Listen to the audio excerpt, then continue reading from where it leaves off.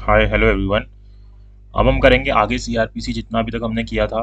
I hope इस video के अंदर ज़्यादा से ज़्यादा हो पाए एंड एक और वीडियो के अंदर हमारा जो सीआरपीसी है वो कंप्लीट हो जाएगा।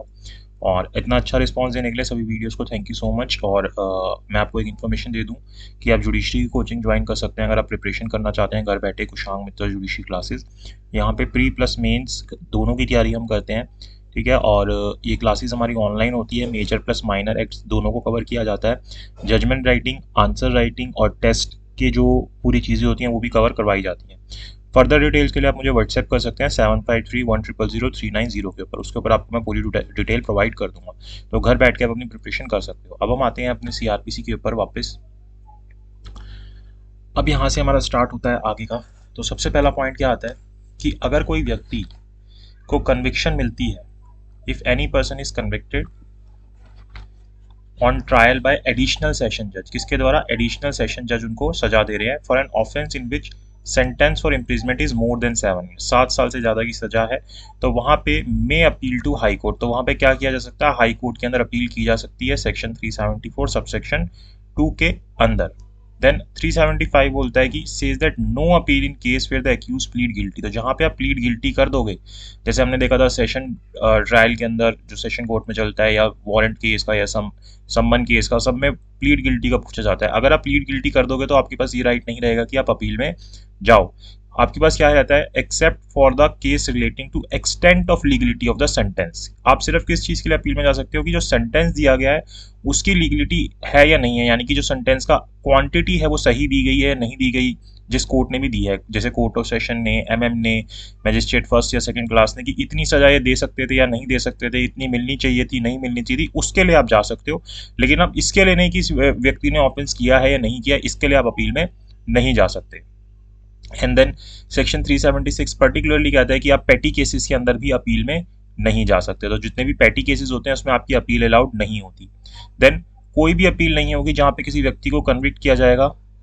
Magistrate first class pass only a sentence of fine not exceeding 100 rupees. तो 100 रुपये से ऊपर का अगर फाइन नहीं लग रहा तो वहां पे आप अपील नहीं जा सकते। वैसे भी 100 रुपये का फाइन बहुत छोटा अमाउंट है, बहुत पहले सीआरपीसी बना था तो उसलिए वो अमाउंट रखा गया था। तो 376 पर्टिकुलरली इस बात को बोल देता है। तो यहाँ पे आपको अपील में जाने की जरूरत नहीं होती, आप जा ही नहीं सकते। देन सेक्शन 377 बोलता है कि appeal should be filed by the state government on the ground of in adequacy of sentences. की जो स्टेट गवर्नमेंट है वो क्या कर सकती है? अपील फाइल कर सकती है। किस बेसिस पे? अगर उनको लगता है कि जो सेंटेंस दिया गया है वो इनएडुकेट है, इतना जितना दिया जाना चाहिए उतना नहीं दिया गया है। Then for appeals under section 377 की जो ये 377 की अपील के अंदर जाना है, स्टेट गवर्नमेंट क्या करेगी? जो पब्लिक प्रोसिक्यूटर है, क्योंकि गवर्नमेंट के एडवोकेट यही होते हैं ना, तो जो पब्लिक प्रोसिक्यूटर है उनको डायरेक्शन देगी कि वो क्या करें? अपील फाइल करें इस सेंटेंस के अगेंस्ट हायर कोर्ट के अंदर। अच्छा, अगर आपको कोई पॉइंट्स नहीं समझ आ रहे तो ये डिटेल्स में आपको पहले समझ आने चाहिए। यहाँ पे आप बहुत जल्दी एक रिवीजन टाइप में कर रहे हैं, तो अगर वो नहीं किया, हमने सबको डिटेल में समझा हुआ है, तो आप मेरी प्लेलिस्ट में जाकर चेक करोगे, आपको मिल जाएंगे, तो उनको भी आप देख सकते हो। An appellate court, while disposing of an appeal under CRPC, cannot enhance the punishment without providing an opportunity to accuse। कि अगर जो अपीलेट कोर्ट है अगर वो किसी व्यक्ति की पनिशमेंट को एनहेंस कर रहा है तो वहां पे उसको क्या करना पड़ेगा? एक्यूज को एक अपॉर्चुनिटी देनी पड़ेगी। क्या, किस चीज की opportunity? To show cause against such enhancement nor inflict greater punishment than trial court was competent to award. तो इस चीज की उसको अपॉर्चुनिटी देनी पड़ेगी। किसको? एक्यूज को। मतलब जो अपीलेट कोर्ट है वो एक्यूज को इस चीज की अपॉर्चुनिटी देगा इस शो कॉज करने की। ठीक है।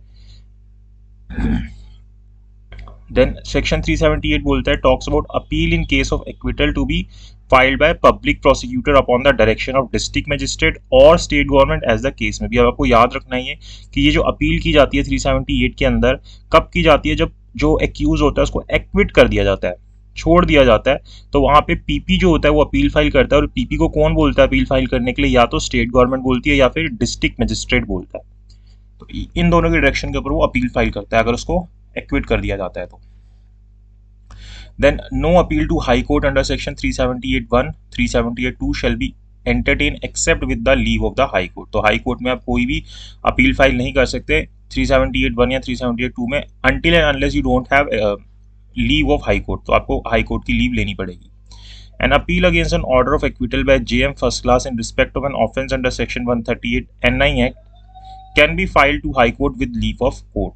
तो ये आप हाई कोर्ट में फाइल कर सकते हो। जो जुडिशियल मजिस्ट्रेट फर्स्ट क्लास ने अगर कोई कन्विक्शन दी है तो डायरेक्टली इसके लिए आप हाई कोर्ट के अंदर अपील फाइल कर सकते हो, लेकिन वहां पे आपको हाई कोर्ट की लीव लेनी पड़ेगी। The appeal against an order of acquittal pass by the court of JM first class shall lie to the court of session. और जनरली क्या होता है कि अगर कोई एक्विटल होता है उसके अगेंस्ट आप अपील में कहाँ पे जाओगे, अगर जुडिशियल मजिस्ट्रेट फर्स्ट क्लास ने दी है तो कोर्ट ऑफ सेशन के अंदर जाओगे। इस चीज को आप मेट्रोपॉलिटन मजिस्ट्रेट भी यहाँ पे साथ में पढ़ सकते हो। देन जो जजमेंट होगा एक्विटल का जो कि जुडिशियल मजिस्ट्रेट पास करेगा is appealable before session court in cognizable and non bailable offences. तो वो ऑफेंसेस कैसे होने चाहिए, कॉग्निजेबल और नॉन बेलेबल होने चाहिए। तो जो भी जेएम फर्स्ट क्लास ने जुडिशियल मजिस्ट्रेट ने जो भी जजमेंट पास किया एक्विटल का, उसके लिए अपील कहाँ पे करोगे, आप सेशन कोर्ट के अंदर करोगे। In criminal appeal an accused dies, अगर एक क्रिमिनल अपील के अंदर एक एक्यूज मर जाता है और उसके जो नियर रिलेटिव्स होते हैं वो चाहते हैं कि केस आगे चले ताकि बाद में एलिगेशंस उस व्यक्ति से हट जाए, तो उनको क्या करना पड़ता है कि कोर्ट के अंदर अप्लाई करना पड़ता है विद इन 30 डेज जब भी उसकी डेथ होती है कि अब हम इस केस को आगे लड़ेंगे और प्रूव करेंगे कि इस व्यक्ति ने ऑफेंस कमिट नहीं किया था। Where the high court has on appeal reversed of an order of acquittal of an accused person. अब आप हाई कोर्ट में गए अपील के अंदर और हाई कोर्ट ने जो है रिवर्स कर दिया। लोअर कोर्ट ने आपको एक्विटल कर दिया था, छोड़ दिया था, यहाँ पे जो हाई कोर्ट है उसने रिवर्स कर दिया एक्यूज पर्सन को और कन्विक्ट करता है उसको और सेंटेंस कर देता है डेथ की या इम्प्रिजमेंट फॉर लाइफ या फिर उससे ज़्यादा कुछ भी, मतलब 10 साल तक की सजा। The accused may appeal to the supreme court, तो वहाँ पे एक्यूज क्या कर सकता है, सुप्रीम कोर्ट में अपील कर सकता है। सेक्शन 379 बोलता है। सेक्शन 380 बोलता है कि that when more than one person are convicted in one trial, की एक से ज्यादा व्यक्ति को कन्विक्ट किया जाता है एक ही ट्रायल के अंदर, एंड एन अपीलेबल जजमेंट और order had been pass in respect of any such person, उनमें से किसी भी एक व्यक्ति के लिए जो जजमेंट पास किया जाता है वो अपीलेबल होता है या जो ऑर्डर है वो अपीलेबल होता है। ऑल और any of them shall have right to appeal, तो उनमें सभी व्यक्ति के पास जिनके ऊपर भी ट्रायल चलाता है उनमें से कोई भी व्यक्ति जो है अपील के अंदर जा सकता है, सभी के पास ये राइट होता है। Section 381 talks about how the appeals to court of sessions are heard, कि किस तरीके से अपील्स को सुना जाएगा कोर्ट ऑफ सेशन के अंदर, इस बारे में बताता है। देन 382 क्या बोलता है, क्या प्रोवाइड करता है कि जो पिटीशन है अपील की shall be accompanied by a copy of judgment और ऑर्डर अपील अगेंस्ट। तो 382 बोलता है कि जो भी अपील की पिटीशन फाइल करोगे उसके साथ आप क्या करोगे, मतलब जब भी आप अपील फाइल करोगे उसके साथ जो जजमेंट की कॉपी है वो जरूर लगाओगे, या जिस भी ऑर्डर के अगेंस्ट आप अपील में गए हो वो जरूर लगाओगे, तो इसके साथ एक कॉपी लगेगी इसकी। देन 383 बोलता है कि क्या प्रोसीजर होगा जब जो अपीलेंट है वो जेल के अंदर है। जब अपीलेंट जेल में है तो आप किस तरीके से अपील करोगे, उसका क्या प्रोसीजर होगा, वो 383 के अंदर दिया गया। The petition of appeal of the appellant in jail is forwarded by the officer in charge of the jail to the proper appellate court. फिर यहाँ से जो जेल का जो भी इंचार्ज है वो इस एप्लीकेशन को अपीलेट कोर्ट के अंदर फॉरवर्ड करता है, पिटीशन को फॉरवर्ड करता है 383 के अंदर। Then summary dismissal of appeal is provided under section 384 of CrPC, जो समरी डिस्पोजल होता है वो 384 के अंदर दिया गया है। Section 384 provide that no appeal presented by the appellant shall be dismiss unless a reasonable opportunity of being heard is provided to the appellant of his pleader, की भाई आप कोई भी अपील को क्या नहीं करोगे, डिसमिस नहीं करोगे अनटिल एंड अनलेस आप एक रीजनेबल अपॉर्चुनिटी नहीं देते किसको, आप जो भी अपीलेंट है उसको सुनने की, मतलब कि अपीलेंट या उसके जो प्लीडर है उसको सुनने की, तो आप उसको सुनोगे देन आप अपील को डिसमिस कर सकते हो। फिर 385 बोलता है provide for hearing of the appeals not dismiss summarily, that is appellate court shell cause notice of time and place at which the appeal will be heard. तो यहाँ पे उसको आप समरीली डिसमिस नहीं कर दोगे जो अपील है उसको, उसके लिए आप अपीलेट को जो भी व्यक्ति है उसको नोटिस भिजवाओगे कि किस दिन और किस टाइम पे उसको, किस जगह पे उसको उसकी जो अपील है वो सुनी जाएगी। 386 जो है पावर की बात करता है अपीलेट कोर्ट की, अपीलेट कोर्ट के पास क्या क्या पावर होगी। तो जो अपीलेट कोर्ट है सेक्शन 386 के अंदर किस चीज़ के लिए एम्पावर्ड है कि वो जो भी नीचे से उसके पास जजमेंट या ऑर्डर आया उसको रिवर्स कर सकता है, ठीक है, उल्टा कर देगा, अल्टर कर सकता है, कोई चेंजेस कर सकता है उसके अंदर, या एनहेंस कर सकता है सेंटेंस को। तो ये सारी पावर्स होती है, रिवर्स, अल्टर और एनहेंस करने की पावर होती है। अब जब एनहेंसमेंट की जाती है सेंटेंस की 386 के अंदर, तो वहाँ पे एक्यूज को अपॉर्चुनिटी दी जाती है शो कोस करने की कि क्यों उसकी ये जो एनहेंसमेंट है वो ना की जाए। और 387 बोलता है कि जो रूल कंटेन मतलब कि जो रूल्स दिए गए हैं चैप्टर 27 के अंदर जो कि जजमेंट से रिलेटेड है, shall apply to the judgment in appeal to court of session और सीजीएम। तो जब कोर्ट ऑफ सेशन या सीजीएम के अंदर अपील जाएगी तो उनके ऊपर ये जो रूल्स हैं वो एप्लीकेबल हो जाएंगे। 388 सेक्शन क्या बोलता है that wherever a case is decided on appeal by high court It shall certify its order or judgment to the court by which it is finding sentence or order appealed against was recorded or passed. तो जिस भी court के against वो appeal आई थी और high court ने decide किया था, तो हाई कोर्ट क्या करेगा, उस ऑर्डर या जजमेंट को सर्टिफाई करेगा। ठीक है, जिस भी कोर्ट से वो सेंटेंस ऑर्डर अपील जो भी आई थी तो उसको सर्टिफाई करेगा। The court to which the high court certify its judgment, जब जिसको भी सर्टिफाई करेगा अपने जजमेंट को, shall thereupon make such orders as conformable to the judgment और order of the high court. 388 subsection 2 ये बात बोलता है।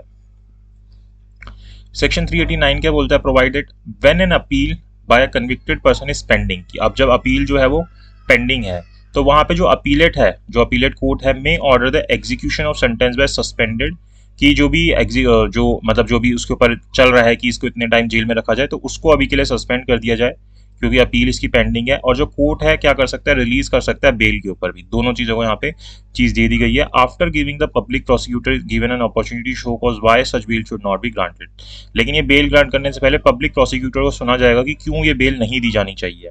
तो 389 इस चीज के लिए इंपॉर्टेंट सेक्शन है, ये पर्टिकुलरली बेल की बात करता है। यानी मान लो आपका यहाँ पे केस डिसाइड हुआ, ठीक है, और आप जेल के अंदर ही हो, अब आप अपील में जाना चाहते हो, ठीक है, तो अब आप तो जेल में ही हो, तो अपील में जाने के लिए आपको बाहर आना है, तो आप वो वाली जो बेल हम पढ़ेंगे 437, 36 वो वाली बेल नहीं होती, यहाँ पे 389 की बेल होती है। ठीक है, आप पहले से ही अगर जेल के अंदर हो और आप अपील में जाना चाहते हो तो आपको यहाँ से बेल लेनी पड़ेगी, तो इसको ध्यान रखना आप। सेक्शन 390 क्या बोलता है, that when an appeal is presented against the acquittal of accuse, the high court may issue a warrant for the arrest of such accuse. तो जब भी कोई अपील जो है प्रेजेंट होती है किसी भी एक्विटल ऑफ द एक्यूज की, तो वहां पे हाई कोर्ट क्या कर सकता है, वारंट इशू कर सकता है कि उस एक्यूज को पकड़ा जाए आगे मतलब जो भी अपील को सुनने के लिए।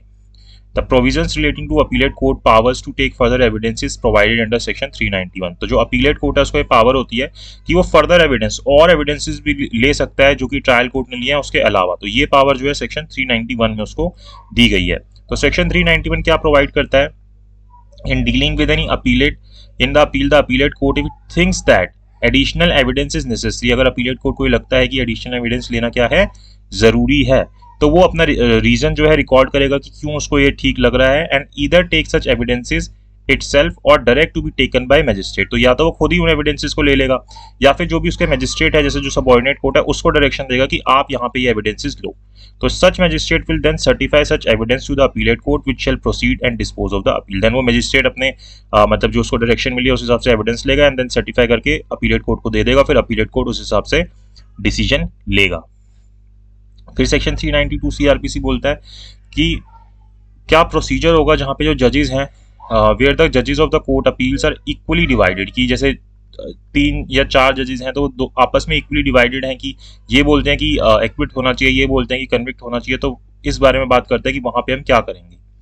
Abetment of appeals is provided under section 394 CrPC, की जो अबेटमेंट है उसके बारे में 394 सीआरपीसी के अंदर दे रखा है।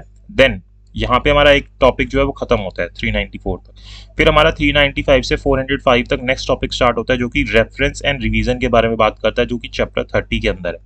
रेफरेंस और रिवीजन, क्रिमिनल के अंदर रिव्यू नहीं होता, रिव्यू सिर्फ सिविल के अंदर होता है, क्योंकि यहाँ पे सेम कोर्ट अगर एक बार साइन कर देता है तो उस चीज को चेंज नहीं कर सकता, तो रिव्यू नहीं होता क्रिमिनल में।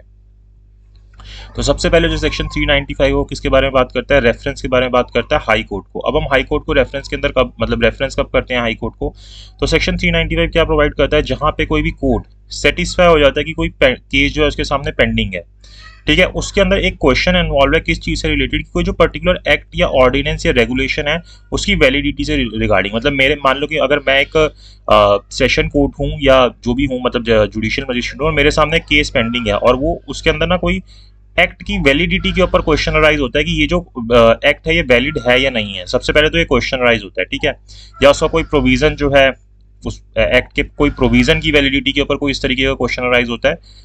एक्ट, ऑर्डिनेंस या रेगुलेशन तीनों चीजें हो सकती हैं। अब यहाँ पे इस केस को डिसाइड करने के लिए इस वैलिडिटी को, इस एक्ट के, ऑर्डिनेंस की या रेगुलेशन की वैलिडिटी को डिसाइड करना नेसेसरी है, तभी ये केस जो है डिस्पोज हो पाएगा।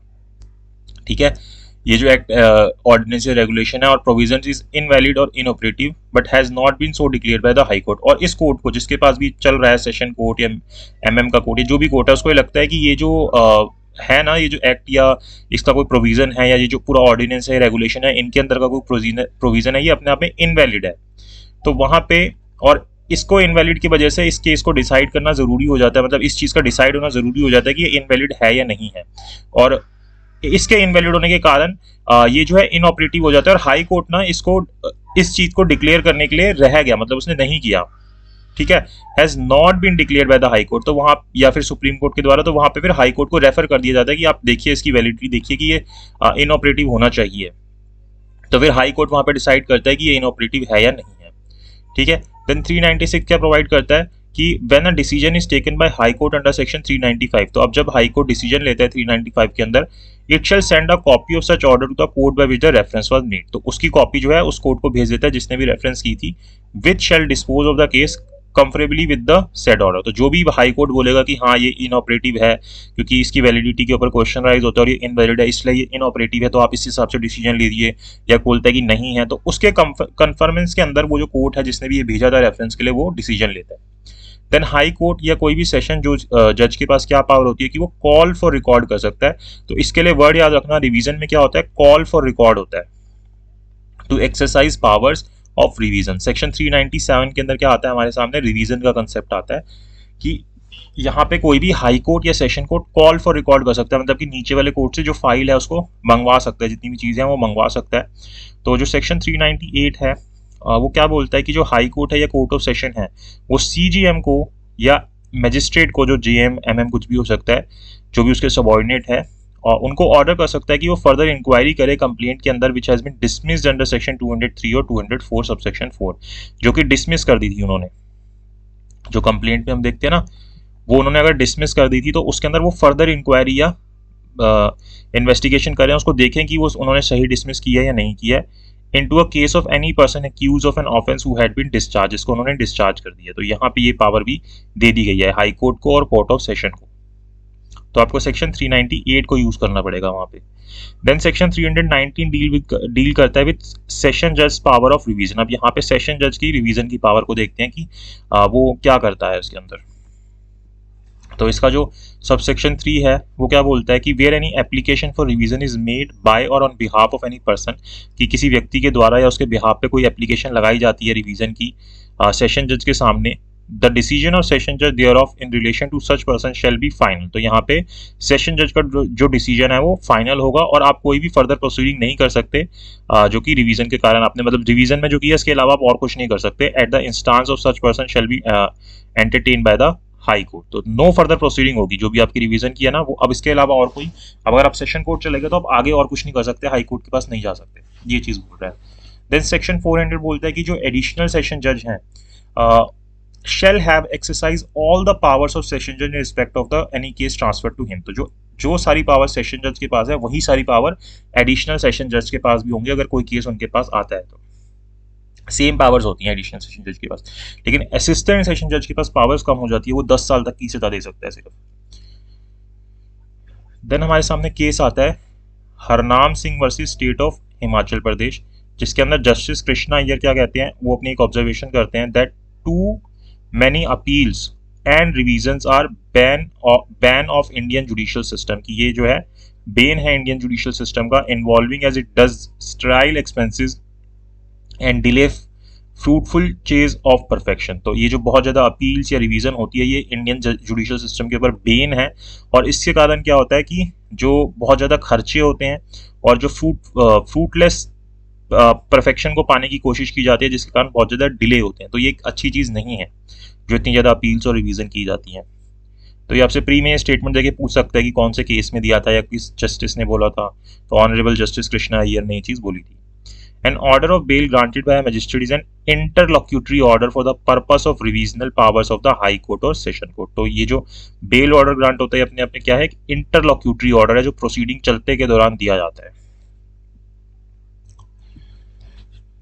देन सेशन जज और high court calls for examine the record of any proceeding before any inferior criminal court is known as revision।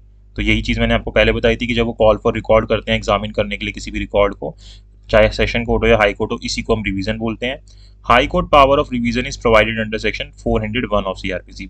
Session court की हमने पहले देखी, और हाई कोर्ट की कहाँ पे आती है, 401 सीआरपीसी के अंदर आती है।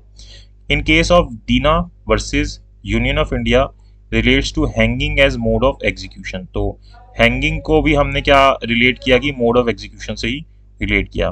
While exercising the power of revision under CrPC the high court can not convert a finding of acquittal into a conviction. तो यहाँ पे बोल रहा है कि जब आप रिवीजन की पावर को एक्सरसाइज कर रहे होगे सीआरपीसी के अंडर, तो वहां पे हाई कोर्ट जो है एक्विटल को कन्विक्शन के अंदर कन्वर्ट नहीं कर सकता, ये पावर नहीं है हाई कोर्ट को।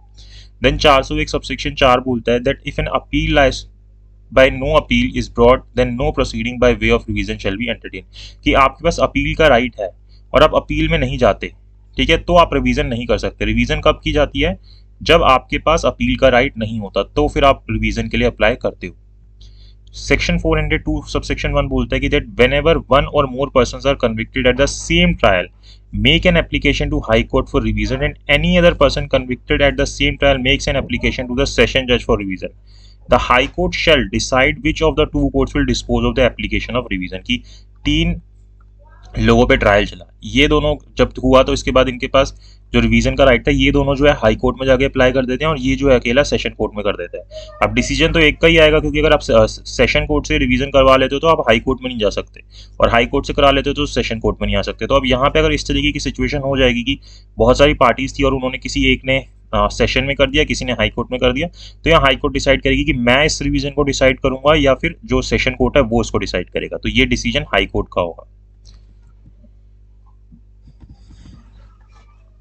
Section 402 subsection 4 provides that where an application for revision is transferred by High Court to the session judge, no further application for revision shall lie to the High Court। तो यहाँ पे बोलता है section 402 subsection 4 की जहाँ पे जो application है रिवीजन की वो हाई कोर्ट के द्वारा सेशन जज को ट्रांसफर हो जाती है, ठीक है। तो अब इसके अंदर आप और कोई रिवीजन नहीं कर पाओगे हाई कोर्ट के अंदर भी या किसी और कोर्ट के अंदर, ठीक है। अगर सेशन जज ने कर दिया तो सेशन जज का डिसीजन फाइनल है, अब आप और कोई रिवीजन नहीं कर सकते। सेक्शन 403 क्या बोलता है?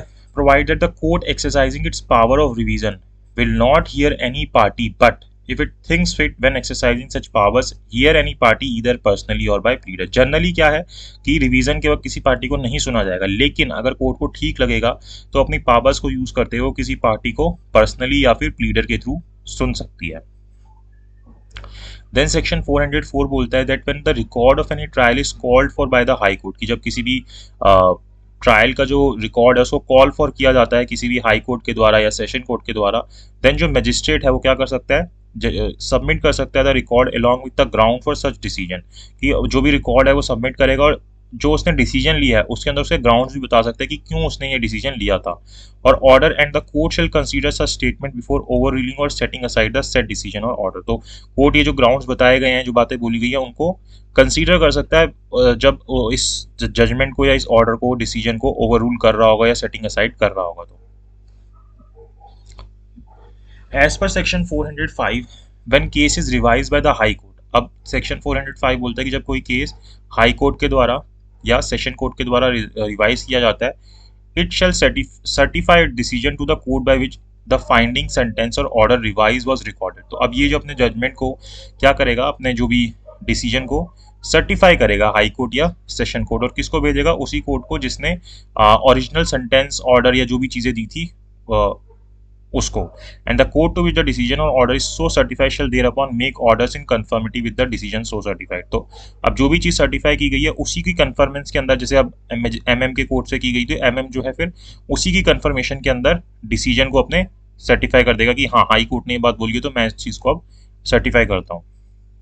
यहाँ पे एक बात खत्म हो जाती है हमारी, एक चैप्टर 30 खत्म हो जाता है। देन हमारा चैप्टर 31 स्टार्ट होता है जो कि ट्रांसफर ऑफ क्रिमिनल केसेस से बात करता है। तो सेक्शन 406 से लेके 412 ट्रांसफर ऑफ क्रिमिनल केसेस के बारे में बात करते हैं। तो सुप्रीम कोर्ट को पावर दी गई है सेक्शन 406 के अंदर कि वो केसेस को ट्रांसफर कर सकता है, और power under section 406 CrPC similar to power under section 25 of CPC. इनको हमने डिटेल में समझा हुआ है, दोनों 406 को भी और सेक्शन 25 को भी, कि जैसे सीपीसी के अंदर सेक्शन 25 में सुप्रीम कोर्ट के पास पावर होती है कि वो केसेस को ट्रांसफर कर सकता है, इसी तरीके से सेक्शन 406 ऑफ सीआरपीसी के अंदर भी पावर होती है। अब यहाँ पे जो एप्लीकेशन होती है ट्रांसफर करने की सेक्शन 406 के अंदर, वो किसके द्वारा फाइल होती है? या तो अटॉर्नी जनरल के द्वारा फाइल होती है, या फिर जो पार्टी जो इंटरेस्टेड है उसके अंदर वो फाइल करती है। तो या अब अटॉर्नी जनरल गवर्नमेंट की तरफ से हो गए, या पार्टी जो है दूसरी तरफ से होगी, या पार्टी जो इंटरेस्टेड है वो भी कर सकती है। तो दोनों में से कोई भी एप्लीकेशन फाइल कर सकता है। तो ये तो हो गया सुप्रीम कोर्ट का। और हाई कोर्ट की पावर दी गई है ट्रांसफर की 407 के अंदर सीआरपीसी के।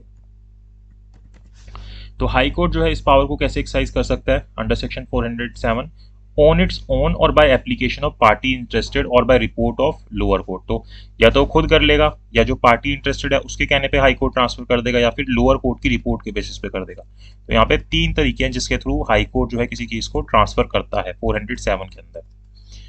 Every application for the transfer of cases by High Court shall be made by motion except when application is Advocate General of the State supported by affidavit. Section 407 subsection 3 इस बात को बोलता है। Then section 408 CRPC किस बारे में deal करता है? With the power of session judge to transfer the case and appeals। तो सुप्रीम कोर्ट का देख लिया, देन हाई कोर्ट का है। अब सेशन कोर्ट की पावर दे रहा है कि वो किस तरीके से केसेस को और अपील्स को ट्रांसफर कर सकता है।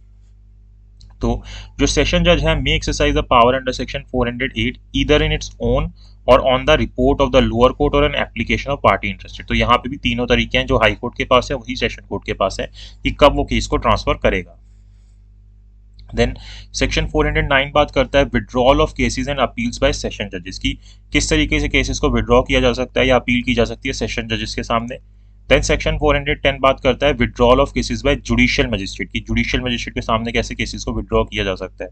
Then provisions relating to making over withdrawal of cases by EM are provided under section 411 की, किस तरीके से केसेस को विड्रॉ किया जा सकता है या मेकिंग ओवर किया जा सकता है ईएम के द्वारा। तो वो 411 के अंदर दिया गया है। तो इतने इंपॉर्टेंट नहीं है कि हमको बहुत डिटेल में पढ़ें। देन जो सेक्शन 412 है वो क्या प्रोवाइड करता है कि जो सेशन जज है या मजिस्ट्रेट है जो भी ऑर्डर कर रहा है under section 408, 9, 10, 11 shall record reason for making it, की क्यों वो विड्रॉल का ऑर्डर कर रहा है तो उसका रीजन वो और लिखेगा सेशन जज या मजिस्ट्रेट जो भी ऑर्डर कर रहा है। देन जो execution, suspension, रेमिशन, commutation of sentences के प्रोविजंस है वो चैप्टर 32 के अंदर दिए गए हैं सेक्शन 413 से 435 के अंदर, और ये इसके कंपैरिजन में थोड़ा सा इंपॉर्टेंट है। अब 413 सेक्शन क्या बोलता है? When in case submitted to high court for the confirmation of sentence of death की, जब कोई केस सेशन कोर्ट के द्वारा हाई कोर्ट के पास सबमिट किया जाता है डेथ की कंफर्मेशन के लिए, डेथ सेंटेंस की कंफर्मेशन के लिए, the session court receive the order of confirmation or other order of high court thereof it shall carry out that order. अब फिर जो हाई कोर्ट है उसका जो भी ऑर्डर आता है कंफर्मेशन का या फिर मना किया जाता है, जो भी चीज बोली जाती है फिर उसको वो कंफर्म करता है। देन सेक्शन 414 क्या प्रोवाइड करता है कि जब कोई सेंटेंस डेथ का पास किया जाएगा हाई कोर्ट के द्वारा, तो इन अपील या रिवीजन के अंदर तो जो कोर्ट ऑफ सेशन है shall on receiving the order carry out the order. तो फिर वही कोर्ट ऑफ सेशन जो है उस ऑर्डर को कैरी आउट करेगा जब अपील के अंदर या रिवीजन के अंदर हाई कोर्ट डेथ सेंटेंस को दोबारा से कंफर्म कर देता है। देन 415 क्या बोलता है? Says that the execution of sentence of death in case of appeal of judgment from High Court to Supreme Court shall be postponed until the period allowed for preferring such appeal has expired or until such appeal is disposed of। तो section 404 क्या बोल रहा है कि जो death sentence को आपको execute करना है in case of appeal of judgment from high court to the supreme court, और वहां पे आप क्या कर रहे हो, अपील के अंदर जा रहे हो हाई कोर्ट से सुप्रीम कोर्ट के अंदर, तो उस एग्जीक्यूशन को पोस्टपोन कर दिया जाएगा until the period allowed for preferring such appeal. कि हाई कोर्ट ने जब आपको कंफर्म कर दिया कि आपको डेथ सेंटेंस होनी है तो उसकी एग्जीक्यूशन को अभी एकदम से नहीं किया जाएगा, उसको वेट किया जाएगा कि आपके पास जितना टाइम था सुप्रीम कोर्ट में जाने का अपील करने के लिए उस तक के लिए, या फिर अगर आप उतने टाइम में सुप्रीम कोर्ट चले गए तो सुप्रीम कोर्ट जब तक उसको कंफर्म नहीं कर देता या डिस्पोज ऑफ नहीं कर देता अपील को, तब तक उसको वेट किया जाएगा, एग्जीक्यूट नहीं किया जाएगा। देन सेक्शन 416 क्या बोलता है? With the power of high court to commute the sentence of death of life imprisonment in pregnant women. तो यहाँ पे कम्यूटेशन की बात की जा रही है किसके? अगर जिस व्यक्ति को डेथ सेंटेंस दिया गया है वो क्या है? एक प्रेग्नेंट वुमेन है। Every warrant of execution of sentence may be issued by either the जज of magistrate who pass the sentence or the successor in office. तो जो भी वारंट ऑफ एग्जीक्यूशन है वो किसके द्वारा इशू होगा? जज ऑफ मजिस्ट्रेट जिसने सेंटेंस पास किया था, या फिर जो भी उसका सक्सेसर है जो उसके बाद आया वो करेगा। देन सेक्शन 417 क्या प्रोवाइड करता है, that state government may direct in what place any person liable to be imprison or committed to custody shall be confined. तो अब यहाँ पे स्टेट गवर्नमेंट की पावर दे रहा है कि किस जगह पे किसी व्यक्ति को रखा जाएगा जब उसको इम्प्रिजमेंट होगी, या फिर किस कस्टडी के अंदर रखा जाएगा, वो जो चीज़ है वो कौन करेगा, स्टेट गवर्नमेंट डिसाइड करेगी। देन सेक्शन 418 क्या प्रोवाइड करता है, where the accuse is sentence to imprisonment for life or for a term the court passing the sentence shall forward a warrant to the jail in which he is to be confined। तो 418 बोलता है कि अगर किसी व्यक्ति को imprisonment for life या इस तरीके से सजा दी जा रही है तो यहाँ पे जो कोर्ट है वो इस चीज़ के वारंट जो है जेल के अंदर भेज देगा ताकि उनको ये चीज़ पता चल जाए जहाँ पे भी वो कन्फाइन है। As per section 419 every warrant for execution shall be directed to the officer in charge of the jail, कि जो भी एग्जीक्यूशन का ऑर्डर है वो किसको जाएगा, जो भी जेल का इंचार्ज है उसको जाएगा, in which the prisoner is to be confined, जिस भी प्रिजन के अंदर उसको कन्फाइन किया गया उसके जो ऑफिसर इंचार्ज है उसको ये वारंट जाया करेंगे कि एग्जीक्यूशन करने के लिए, जो भी एग्जीक्यूशन है, लाइफ इम्प्रिजमेंट हुई है, डेथ सेंटेंस हुई है, जो भी चीज़ हुई है उसको फिर वो भेजी जाएगी। फिर सेक्शन 420 बोलता है कि the warrant shall be lodge with the jailer. Section 421 बोलता है that when an offender has been sentence to pay the fine, अगर ऑफेंडर को फाइन पे करने के लिए बोला गया है, the court passing the sentence may make an action for recovery of the fine in either or in both the ways. तो इनमें से किसी एक तरीके को यूज कर सकती हैं या फिर दोनों तरीकों को यूज कर सकते हैं उस फाइन को रिकवर करने के लिए। It may attach and sell any movable property of the offender, तो उसकी कोई मूवेबल प्रॉपर्टी को अटैच या सेल किया जा सकता है उस फाइन को रिकवर करने के लिए, या फिर वारंट इशू किया जा सकता है to the collector of district, जो भी डिस्ट्रिक्ट कलेक्टर है उसको, कि जो भी एरियर अमाउंट है जिस तरीके से लैंड रेवेन्यू के रियलाइज कराए जाते हैं मूवेबल प्रॉपर्टी के अंदर से या इमूवेबल प्रॉपर्टी में से एक डिफॉल्टर से, वैसे ही इससे फाइन जो है वो रिकवर करवाया जाए। तो दोनों तरीके यूज कर सकते हैं, कोई एक भी यूज कर सकते हैं। देन सेक्शन 422 बोलता है that warrant issued under section 421, ये जो वारंट इशू हुए हैं 421 में, may be executed within the local jurisdiction of such court and it shall authorize the attachment and sale of any property outside such jurisdiction। तो simple सी बात है, मैं समझ आ जाएगी क्या बोल रहा है कि जो एग्जीक्यूट हो सकता है वो लोकल जुरिस्डिक्शन के हो सकता है उस कोर्ट के, और साथ ही साथ वो ऑथराइज कर सकता है किसी भी अटैचमेंट को या किसी भी प्रॉपर्टी को सेल करने के लिए जो प्रॉपर्टी उसकी जुरिस्डिक्शन से बाहर है उसके लिए। सेक्शन 424 बोलता है about suspension of execution of sentence of imprisonment, की यहाँ पे जो एग्जीक्यूशन है इम्प्रिजमेंट के सेंटेंस की उसको सस्पेंड करने की बात की जा रही है। ये क्या बोलता है, section 424 says that the execution of sentence of imprisonment may be suspended by the court and release the offender on the execution of the offender a bond. तो उसको उसकी जो इम्प्रिजमेंट है उसको सस्पेंड किया जा सकता है और उससे क्या लिया जा सकता है, बॉन्ड लिया जा सकता है, condition for his appearance for his appearance before the court on dates on before which the permanent of fine or installment thereof to be made। और साथ ही साथ जब वो बॉन्ड लिया जाएगा उसके साथ एक कंडीशन लगा दी जाएगी कि वो जो भी डेट्स है उनके ऊपर अपीयर होगा, जो भी उसको बताई गई हैं जिसके अंदर उसको फाइन पे करना है या इंस्टॉलमेंट पे करनी है, तो उन डेट्स पे उसको अपीयर होना होगा।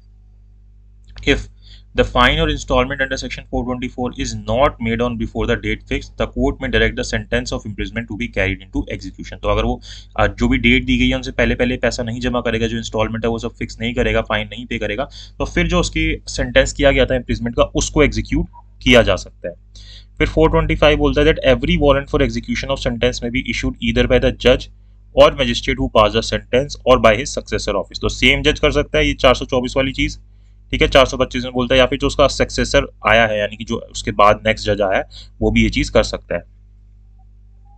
सेक्शन 426 बोलता है that sentence on escape convict to take effect immediately. तो अगर कोई एस्केप कन्विक्ट है उनका जो सेंटेंस है वो इमीडिएटली किया जाएगा। सेक्शन 427 बोलता है that the sentence on offender already sentence for another offence shall commence at the expiration of the imprisonment to which he has been previously sentence. तो एक सजा खत्म होगी फिर दूसरी चालू होगी, ये बात बोलता है, अनलेस जब तक कि कोर्ट इस चीज के लिए अलग से डायरेक्शन नहीं दे देता कि दोनों की जो पनिशमेंट है वो सब्सिक्वेंटली चलेगी, एक साथ चलेगी। ये जो प्रीवियस चल रही है और जो अब की गई है दोनों साथ साथ चलेंगी। जब तक कोर्ट इस बात को नहीं बोलता तो क्या होगा कि पहले एक खत्म होगी तब दूसरी स्टार्ट होगी। अगर कोर्ट बोलता है कि एक साथ चला दो तो फिर एक साथ चलेगी। ठीक है। The execution of death sentence can be postpone in case of possibility of appeal in the supreme court. सीधी सी बात है, हमने पहले भी पढ़ी है कि अगर डेथ सेंटेंस को एग्जीक्यूट करना है तो उसको आप पोस्टपोन कर दोगे, अगर कोई सुप्रीम कोर्ट में वो अपील कर सकता है जितने टाइम के अंदर अंदर, और वो कर देता है तो फिर वेट किया जाएगा सुप्रीम कोर्ट क्या बोलता है। और या फिर जो अगर प्रेग्नेंट वुमेन है तो उसके लिए भी फिर उसकी जो एग्जीक्यूशन है डेथ सेंटेंस की उसको पोस्टपोन कर दिया जाएगा। सेक्शन 428 बोलता है that period of detention undergone by the accused to be set off against the sentence of imprisonment, कि जितना वो टाइम accused जो है डिटेंशन में रहा जब उसके ऊपर ट्रायल चल रहा था तो उसको सेट ऑफ किया जा सकता है जो फाइनल इम्प्रिजमेंट उसको की जा रही है उसके द्वारा, मतलब उसमें से जो कि पहले 6 महीने रह लिया और अब 2 साल की सजा है तो कि भाई अब 1.5 साल और रह ले,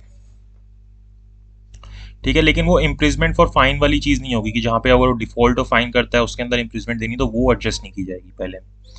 देन सेक्शन 430 बोलता है that when a sentence has been fully executed, the officer executing it shall return the warrant to the court from which it is issued with an endorsement that the sentence has been executed।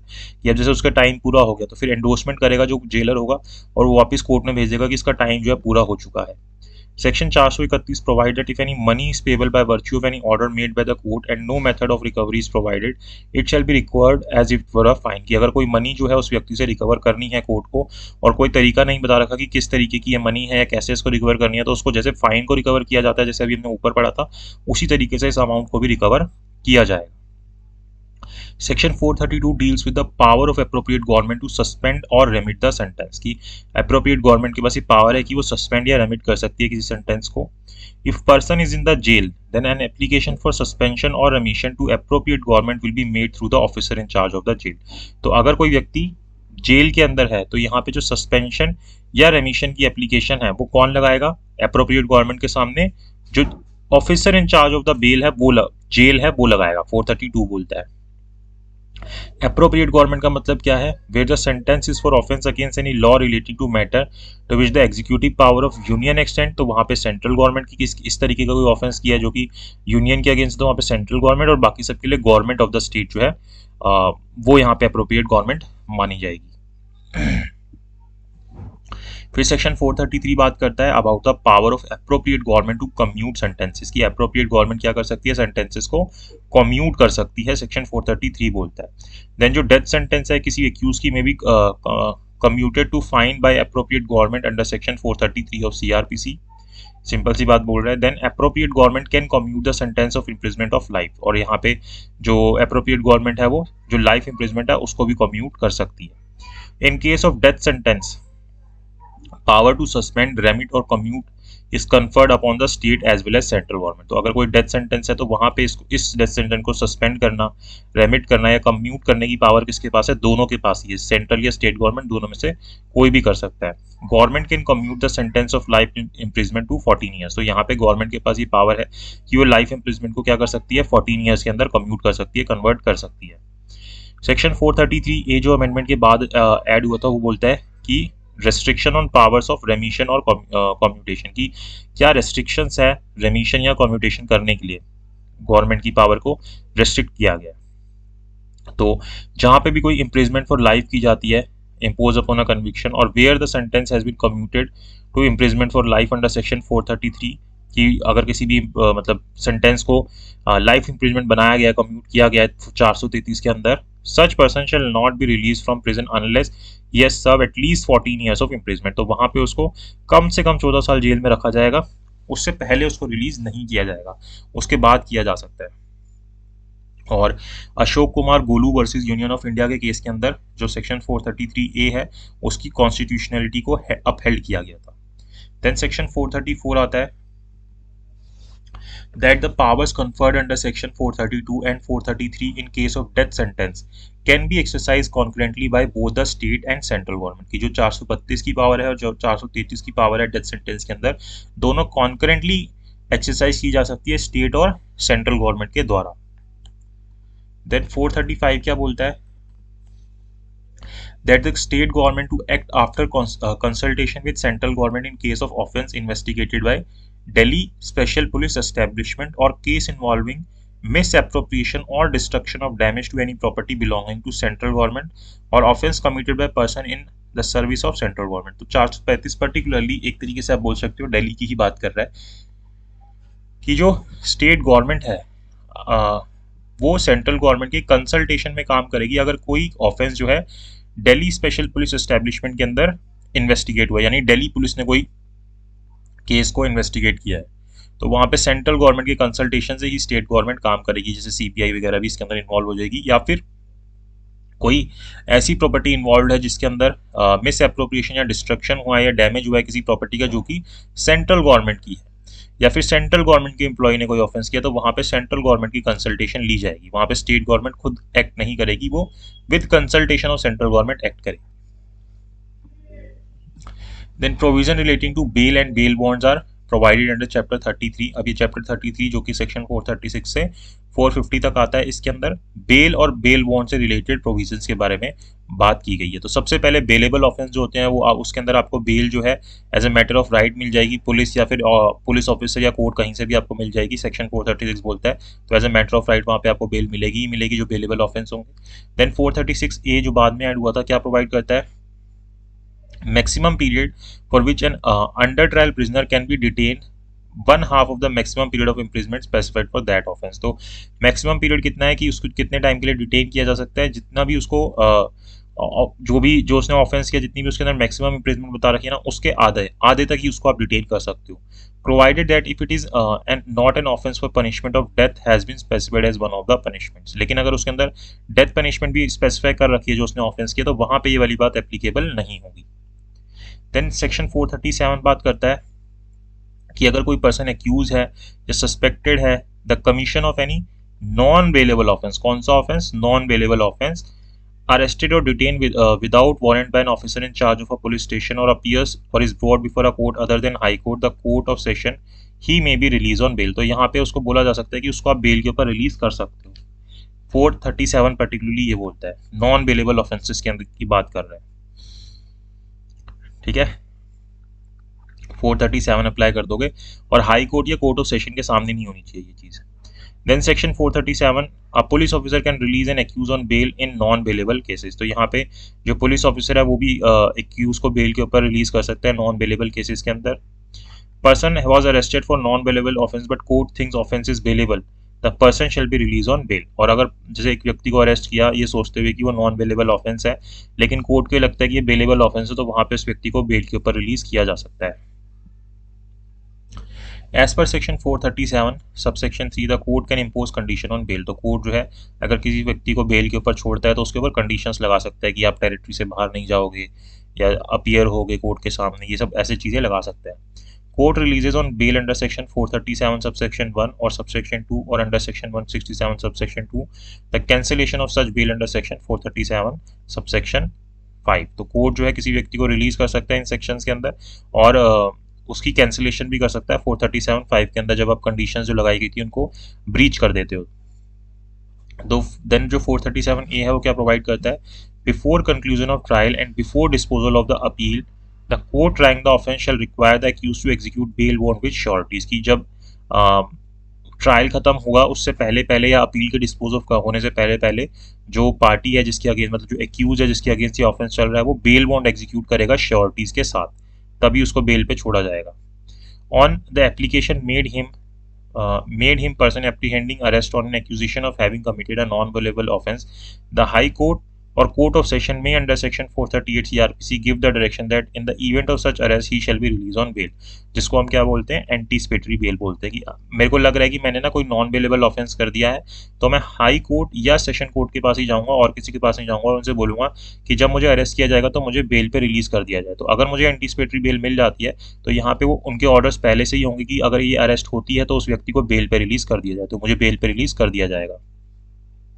Gurbaksh Singh versus state of Punjab के अंदर the court held that anticipatory bail can be for limited और unlimited period. तो anticipatory bail limited और unlimited period दोनों के लिए ही हो सकती है। Then Salauddin versus state of Maharashtra supreme court held that anticipatory bail should be granted only for a longer period, कि आप इसको लंबे टाइम के लिए दोगे।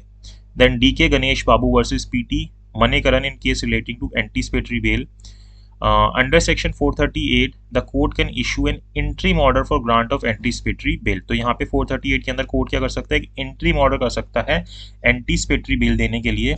Upon such interim order public prosecutor shall be given an opportunity of being here. तो जब आप कोई इस तरीके की आपके सामने एप्लीकेशन आएगी कोर्ट के सामने, तो वहां पे जो पब्लिक प्रोसिक्यूटर है उसको भी सुना जाएगा कि क्यों ये एंटीसिपेटरी बेल नहीं दी जानी चाहिए। देन 439 सबसेक्शन 1 बोलता है कि जो हाई कोर्ट है या कोर्ट ऑफ सेशन है वो बेल ग्रांट कर सकता है। तो एक तरीके से जब आपकी 437 की बेल रिजेक्ट हो जाती है तो आप 439 के अंदर चले जाते हो और डायरेक्टली भी आप 439 में जा सकते हो।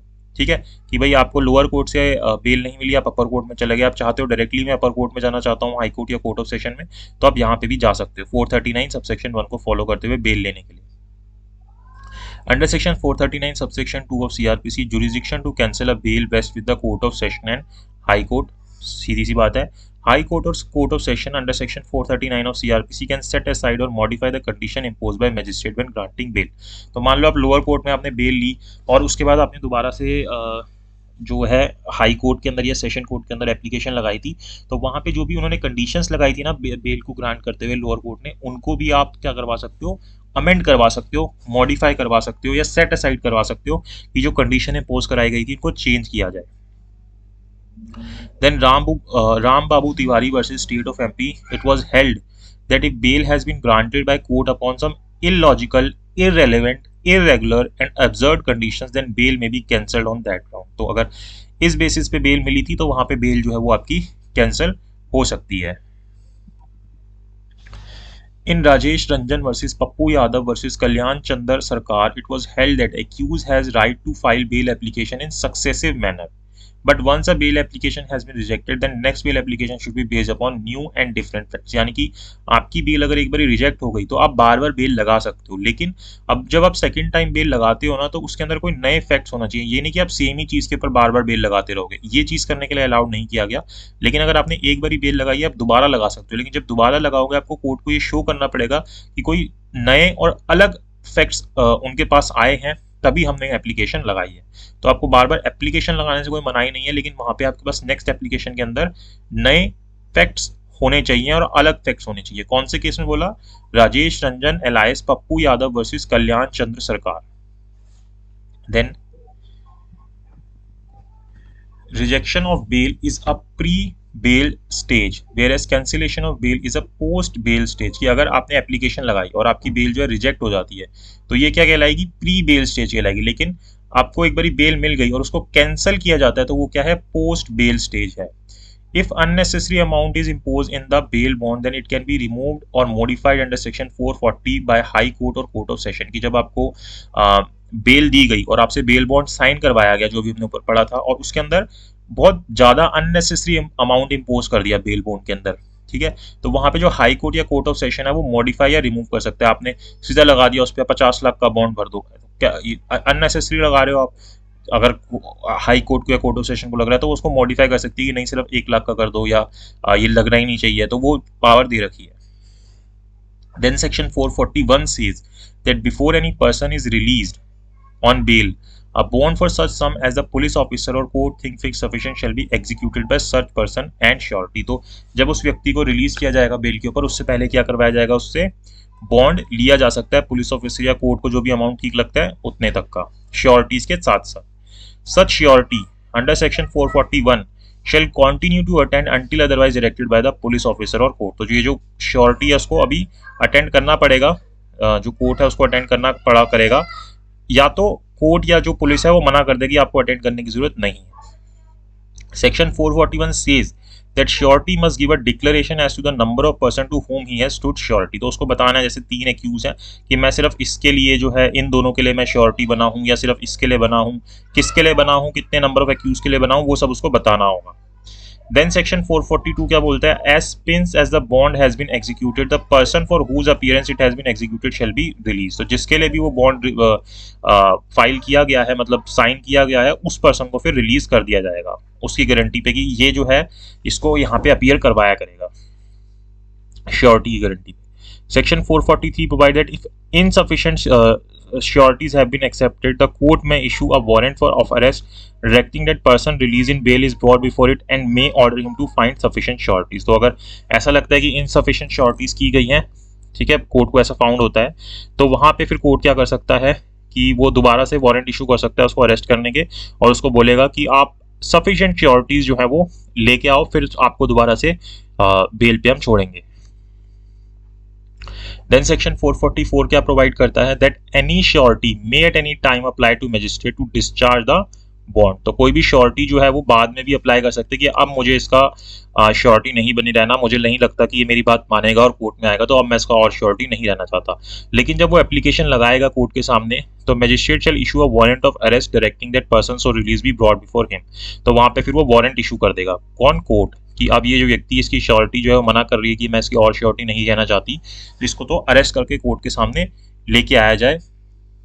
और फिर जब वो कोर्ट के सामने लेके आया जाता है तो उससे बोला जाता है कि आप न्यू श्योरिटी प्रोवाइड करें, और फिर उसको दोबारा से श्योरिटी के ऊपर छोड़ा जाता है, और वो नहीं लेके आ पाता तो वापस से उसको अरेस्ट कर लिया जाता है। सेक्शन 445 क्या बोलता है, that court may permit the person required to execute a bond to deposit a sum of money or government promissory note to such amount as the court may fix in lieu of exercising a bond. तो यहाँ पे एक तरीके से court ये permit कर रहा है कि जब एक बॉन्ड को एग्जीक्यूट किया जा रहा है कि वो उतना सम ऑफ मनी जितने के लिए भी उससे बॉन्ड साइन करवाया जा रहा है वो सबमिट कर सकता है, या गवर्नमेंट प्रॉमिसरी नोट कर सकता है जो भी कोर्ट ने फिक्स किया है बॉन्ड के अलावा।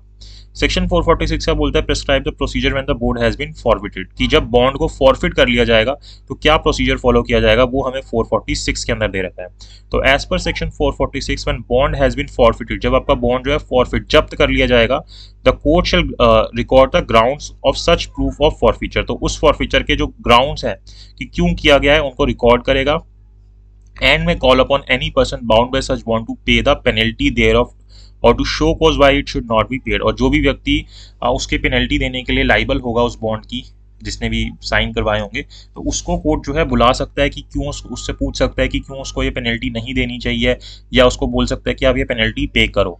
और अगर मान लो कि वो सफिशिएंट कॉज शो कर देता है 446 सबसेक्शन 1 के अंदर, या फिर नहीं कर पाता, या फिर वो पेनल्टी को ही पे नहीं कर पाता, the court may proceed to recover the same as if such penalty were fine imposed by under CRPC। तो अब इस बॉन्ड के अमाउंट को इस तरीके से रिकवर किया जाएगा जैसे कि हम पेनल्टी को रिकवर करते हैं, मतलब फाइन को रिकवर करते हैं ना, जैसे जो भी हमने ऊपर पढ़ा था कि क्या मेथड्स होते हैं फाइन को रिकवर करने के जब CRPC के अंदर किसी के ऊपर फाइन लगता है, तो उस तरीके से ही यहाँ पे ये रिकवरी की जाएगी। देन जो ऑर्डर 446 के अंदर मजिस्ट्रेट के द्वारा पास होगा इज अपीलेबल टू सेशन जज, तो इसके लिए आप सेशन जज के अंदर अपील लगा सकते हो। देन 446A क्या बोलता है, provide under section 446 a CRPC is applicable to section session judge। 446A बोलता है provide for cancellation of bond and bail bond। तो यहाँ पे bail bond और bond को cancellation करने की बात करता है कब, that where a bond is for appearance of person in case and it is forfeited for breach of a condition, कि ये bond इसलिए साइन कराया गया था कि आप अपीयर हो गए और आपने क्या किया कि जो कंडीशन आपकी बेल के ऊपर जो आपको छोड़ा गया था वो आपने ब्रीच कर दी, तो इस कारण से आपके बॉन्ड को क्या किया जाता है, फॉरफिट किया जाता है, जब्त किया जाता है। The bond executed by such person as well as bond executed by surety shall be stand cancel. तो जो उस खुद व्यक्ति ने, जो एक्यूज ने बॉन्ड साइन किया था और उसकी श्योरिटी से जो बॉन्ड साइन कराया गया था, दोनों ही अब क्या मान लिए जाएंगे, कैंसल्ड मान लिए जाएंगे, कि अब वो खत्म हो गए, उनकी कोई वैल्यू नहीं रही है, अब आपको वापस से अपीयर होना है कोर्ट के अंदर।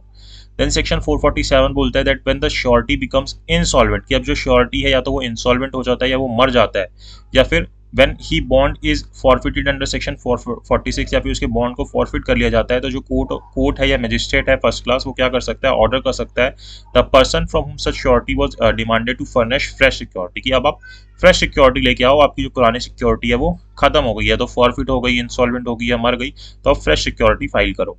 Then section 448 बोलता है that when the person required by the court to execute a bond is a minor, कि वो व्यक्ति जिससे बॉन्ड एग्जीक्यूट करवाया जा रहा है वो कौन है, माइनर है, the sovereign may accept in lieu thereof the bond executed by a surety, तो वहां पे ये चीज की जा सकती है। Then section 449 क्या बोलता है, provided appeal from order under section 446 if made by magistrate shall be made to session judge and if the order is made by court of session appeal to the court to which appeal lies, कि अगर आप magistrate के order के against session जज में जाते हो, ठीक है, फिर जब सेशन जज के आगे भी आप अपील में जाना चाहते हो तो आप जा सकते हो। सेक्शन 450 क्या बोलता है, provided high court or court of session may direct any magistrate to levy the amount due on bond for appearance or attendance at such high court or court of session. तो यहाँ पे ये high court या court of session direct कर सकता है magistrate को कि इस अमाउंट को जो ड्यू है बॉन्ड की अपीयरेंस के लिए उसको लेवी करे, उसको लगाए उसके ऊपर। देन यहाँ पे हमारा एक चैप्टर खत्म होता है। देन डिस्पोजल ऑफ प्रॉपर्टी का चैप्टर शुरू होता है, चैप्टर 34 जो कि 451 से 459 के अंदर आता है। इसको भी हमने डिटेल में किया हुआ है, इसकी भी आप अगर आप डिटेल में समझना चाहे तो वीडियो देख सकते हैं। अब ये क्या बात बोलता है, अब जैसे कोई ऑफेंडर होता है, उसकी कोई प्रॉपर्टी होती है, उसको सीज किया जाता है जब वो ऑफेंस होता है, तो उसके साथ कैसे डील किया जाएगा वो ये बोलता है। तो सेक्शन 451 क्या प्रोवाइड करता है कि order for custody and disposal of property pending trial in certain cases की, जैसे कोई कार है या कोई भी ऐसी प्रॉपर्टी है जिसके थ्रू ऑफेंस हुआ था या ऐसी कोई भी चीज़ है, तो ट्रायल के दौरान उसको, जब ट्रायल पेंडिंग है उस दौरान कैसे कस्टडी में रखा जाएगा या उसका डिस्पोजल किया जाएगा, वो उन चीज़ों के बारे में बात करता है। Section 452 of CRPC provide for order of disposal of property at conclusion by destruction, confiscation or delivery to any person claiming to be entitled to possession thereof। फिर 452 जो अगर हम इसके अंदर आगे बढ़ते हैं तो क्या बात करता है कि जिस प्रॉपर्टी को कैसे डिस्पोज किया जा सकता है, ये डिसाइड करके कि उसको डिस्ट्रक्शन करना है, कॉन्फिस्केशन करना है या डिलीवरी करना है उस व्यक्ति को जो कि एंटाइटल्ड है इसके पोजीशन के लिए। ठीक है। देन 453 बोलता है that when a person is purchase stolen property, कोई व्यक्ति जब चोरी की प्रॉपर्टी खरीदता है, ये इस चीज़ को बिना जाने कि वो जो चीज़ है वो चोरी की है, तो जब कोर्ट में एप्लीकेशन लगाई जाती है इस परचेजर के द्वारा, and in restitution of the stolen property to the person entitled to the position thereof, order that out of such money a sum not exceeding the price paid by such purchaser be deliver to him. तो यहाँ पे जो व्यक्ति जिसने बिना knowledge के इस property को खरीद लिया था, इस प्रॉपर्टी को ओरिजिनल ऑनर को देने के बाद जो भी अमाउंट उसका था, जो उसने दिया था, वो उसको वापस करवाया जाएगा। देन सेक्शन 454 बोलता है appeal against the order under section 452 to 453 की, जो आप अपील के अंदर जा सकते हो, ये जो 452 या 453 के ऑर्डर्स हुए हैं। देन 455 बोलता है कि आप क्या कर सकते हो, destruction of all copies of the libellous matter which are in custody of the court की, जैसे होता है ना कि हम डिफेम करते हैं जिसके थ्रू किसी को ऐसी, अगर किसी चीज़ की कोई ऐसी प्रॉपर्टी है तो उसकी जितनी भी कॉपीज़ हैं, जैसे बुक्स हो गई, मैगजीन्स हो गई, उन सबको डिस्ट्रॉय करने का, डिस्ट्रक्ट करने का ऑर्डर कोर्ट के द्वारा दिया जा सकता है। जो जैसे जो 292, 293, 501, 502 आईपीसी को के अंदर जो ऑफेंस हुए हैं उसके अंदर अगर कोई इस तरीके की प्रॉपर्टी मिल रही है जिसके अंदर जैसे ऑब्सीन मटेरियल है या डिफेमेशन मटेरियल, तो उनको डिस्ट्रक्ट करने का ऑर्डर दिया जा सकता है कोर्ट के द्वारा। देन 456 का बोलता है that when a person has been convicted of an offence involving use of criminal force to dispose any person of any immovable property, the court may if it thinks fit order the possession of the same to be restored to the person। कि आपने किसी व्यक्ति के against criminal force use करके उसकी जो property है dispossess कर ली, यानी अपने पोजीशन में ले ली, तो कोर्ट यहाँ पे क्या कर सकता है कि जो ओरिजिनल ऑनर है जिसके पास होनी चाहिए थी उसको रिस्टोर कर सकता है, वापस वो प्रॉपर्टी दिला सकता है। देन 457 क्या प्रोवाइड करता है कि अगर कोई प्रॉपर्टी पुलिस ऑफिसर के द्वारा सीज की गई है और वो क्रिमिनल कोर्ट के सामने प्रोड्यूस नहीं हुई है इंक्वायरी या ट्रायल के अंदर, तो जो मजिस्ट्रेट है वो ऑर्डर कर सकता है जो भी उसको ठीक लगता है उस प्रॉपर्टी को डिस्पोज ऑफ करने के लिए, या किसी व्यक्ति को जो भी एंटाइटल्ड है उस प्रॉपर्टी के लिए उसकी डिलीवरी देने के लिए, या फिर अगर इस तरीके से पर्सन असर्टेन नहीं किया जा सकता तो किसकी कस्टडी के अंदर वो प्रॉपर्टी रहेगी, तो ये सारी चीज़ें जो हैं वो कोर्ट ऑर्डर कर सकता है 457 के अंदर। देन 457(2) के अंदर ही हमें क्या बोला जा रहा है, if the person entitle is known, कि जो व्यक्ति जो एंटाइटल है इस प्रॉपर्टी के लिए अगर वो नोन है, तो जो मजिस्ट्रेट है क्या कर सकता है, ऑर्डर कर सकता है कि इस प्रॉपर्टी को उस व्यक्ति को डिलीवर कर दिया जाए उन कंडीशंस के ऊपर जो भी कोर्ट को ठीक लगती है, कि अगर जरूरत पड़ेगी तो प्रोड्यूस किया जाएगा, जो भी कंडीशंस लगानी है। और अगर वो व्यक्ति अननोन है, नहीं पता मजिस्ट्रेट को कि किसकी ये प्रॉपर्टी है, तो वहाँ पे प्रोक्लेमेशन भी इशू की जा सकती है कि अगर कोई व्यक्ति क्लेम करना चाहता है तो वो क्लेम कर सकता है, और ये विद इन 6 मंथ करनी होती है, जिस दिन भी प्रोक्लेमेशन होती है कि 6 महीने के अंदर अंदर आपको आके क्लेम करना है कि ये प्रॉपर्टी मेरी है। देन सेक्शन 458 बोलता है कि अगर कोई भी व्यक्ति एस्टेब्लिश नहीं होता कि किसकी ये प्रॉपर्टी है 6 महीने के अंदर अंदर जब भी प्रोक्लेमेशन की गई है, जो 457 में की गई थी, तो मजिस्ट्रेट क्या ऑर्डर कर सकता है कि उस प्रॉपर्टी को डिस्पोज कर दिया जाए, order the property to be at the disposal of the state government, state government के लिए उसको डिस्पोज कर दिया जाए, यानी कि जो प्रोसीड्स हैं वो स्टेट गवर्नमेंट को दे दिए जाए। Then according to section 459 property seize under section 457 is perishable property, की जो जिसको किया गया है, सीज किया गया है, वो कैसी प्रॉपर्टी है, पेरिशेबल है, बहुत जल्दी खराब हो जाएगी। ठीक है, फ्रूट्स वगैरह जैसे होते हैं, तो मजिस्ट्रेट क्या कर सकता है कि उस प्रॉपर्टी को बेच दो, ये ऑर्डर कर देगा कि सीधा से खत्म बात। और फिर जो उसका प्रोसीड्स आएंगे देन जिस तरीके से उसको यूज़ करना बाद में यूज़ किया जाएगा, कि वो पर्सन अपीयर हो जाता है तो उसको पैसे दे दिए जाएंगे, या फिर बाद में 6 महीने में नहीं आता तो फिर वो स्टेट गवर्नमेंट के हो जाएंगे, तो जो भी चीज़ है वो उस तरीके से फॉलो की जाएगी। देन जो क्रिमिनल प्रोसीजर अमेंडमेंट एक्ट 2005 है, उसके अंदर सीआरपीसी के सेक्शन 459 के अंदर क्या किया गया था, words less than 10 rupees have been substituted by the word less than 500 rupees. तो ये जो प्रॉपर्टी जो पेरिशेबल है जो सेक्शन 459 के अंदर बता रखी है, पहले 10 रुपये से कम की थी, 2005 के अमेंडमेंट के बाद इसकी वैल्यू जो है 500 रुपये से कम कर दी, क्योंकि 10 रुपये की चीज़ तो कोई होती नहीं, तो 500 रुपये से कम की चीज़ है तो उसको आप डिस्पोज ऑफ कर सकते हो, उस तरीके से सेल कर सकते हो। यहाँ पे हमारा एक चैप्टर खत्म होता है। देन हमारा क्या शुरू होता है, इररेगुलर प्रोसीडिंग से रिलेटेड चैप्टर शुरू होता है, चैप्टर 35 462 466 के अंदर।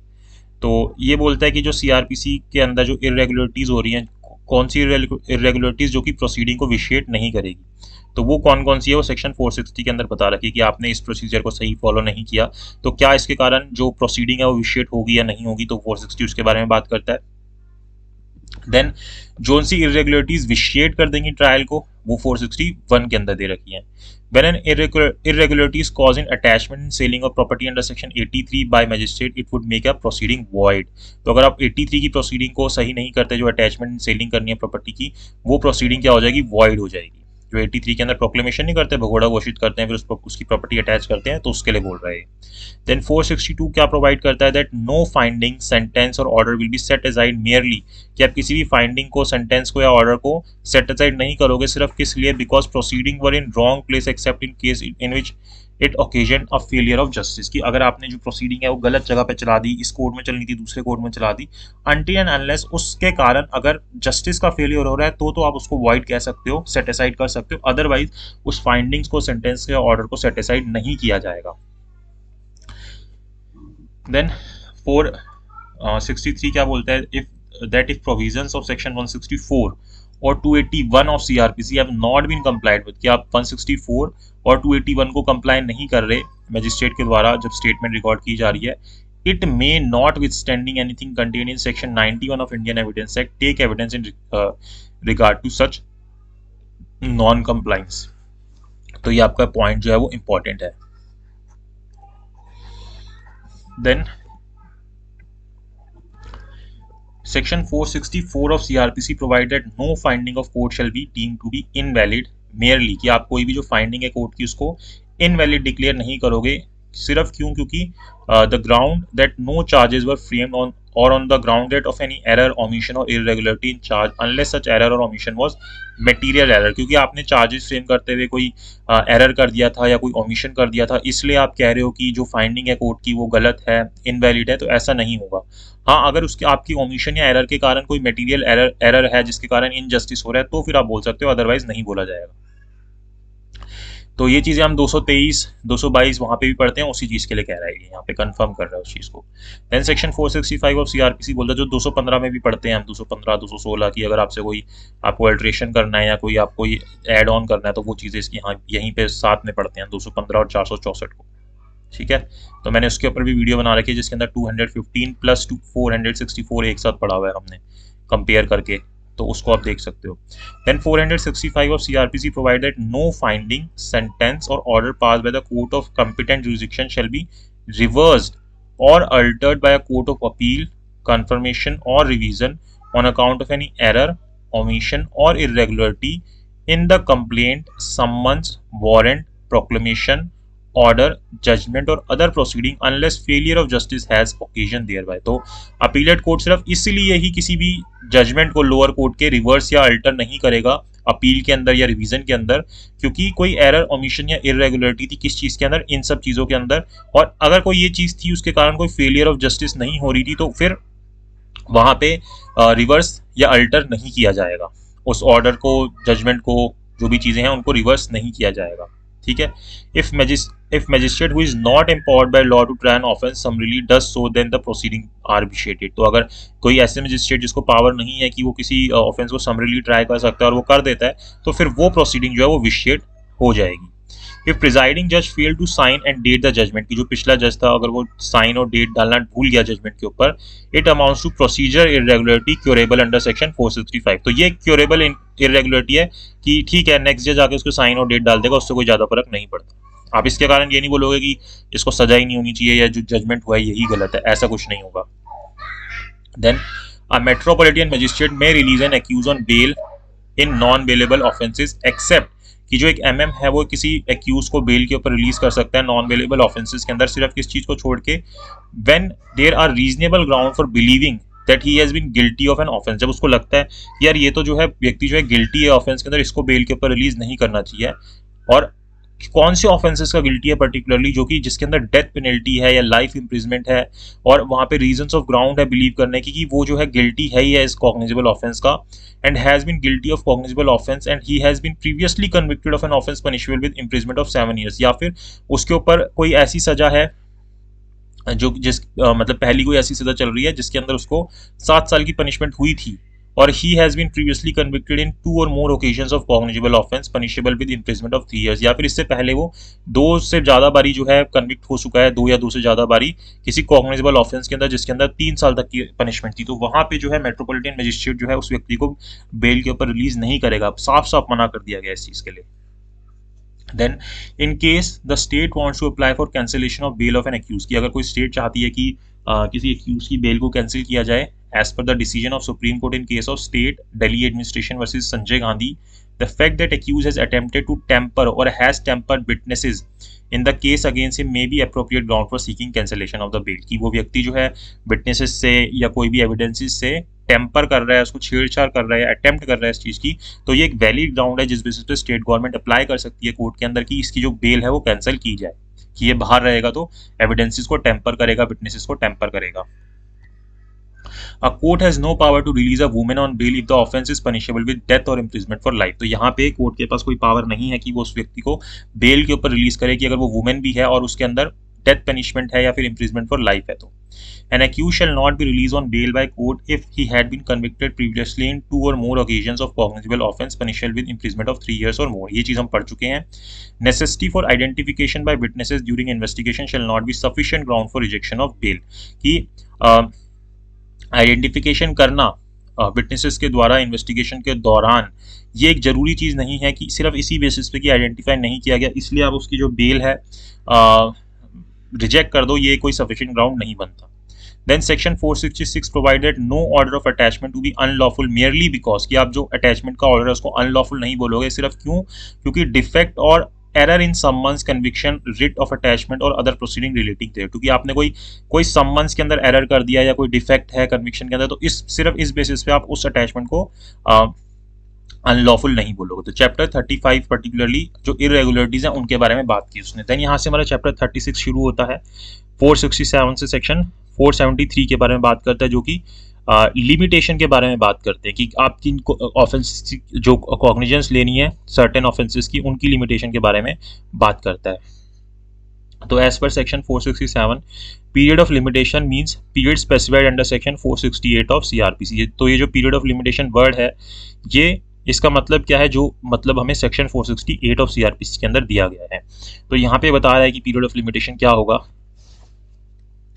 तो पीरियड ऑफ लिमिटेशन बोलता है कि ऐसे ऑफेंसेस जिनके अंदर पनिशमेंट 6 महीने की है with fine only is 6 month.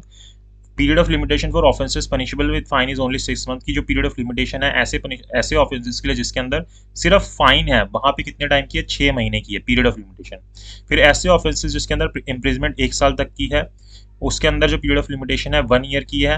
और फिर जो ऐसे ऑफेंसेस जो कि पनिशेबल है 1 साल से ऊपर के लेकिन 3 साल तक मतलब 3 साल से कम की सजा है तो उसके अंदर पीरियड ऑफ लिमिटेशन 3 साल की है। तो 6 मंथ्स फॉर फाइन, 1 ईयर के लिए 1 ईयर और 1 साल से 3 साल के लिए 3 ईयर की लिमिटेशन है 468 बोलता है। अब ये पीरियड ऑफ लिमिटेशन कमेंस कब से होता है, शुरू कब से होता है, is either on date of offence की जिस दिन ऑफेंस हुआ है और where the commission was not known to the person agreed by the offence और the police officer the day on which the offence come to the knowledge. तो जिस दिन भी वो ऑफेंस नॉलेज के अंदर आता है वहां से ये 6 महीने 1 साल 3 साल शुरू होंगे। On the day when the identifier of the offender is known to the person aggrieved.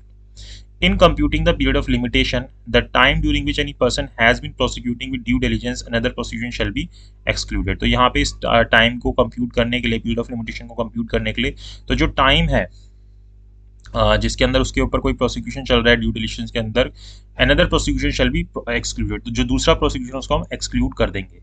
Then, for exclusion under section 470 shall not be made unless the prosecution relate to the same fact and prosecuted in good faith in court in which form defect for jurisdiction is unable to entertain it. Simple सी बात है but important बात है. I hope आपको यहाँ तक समझ आ रहा होगा. अगर आपको कोई डाउट होगा तो कमेंट बॉक्स में कमेंट जरूर कीजिएगा आप, ठीक है.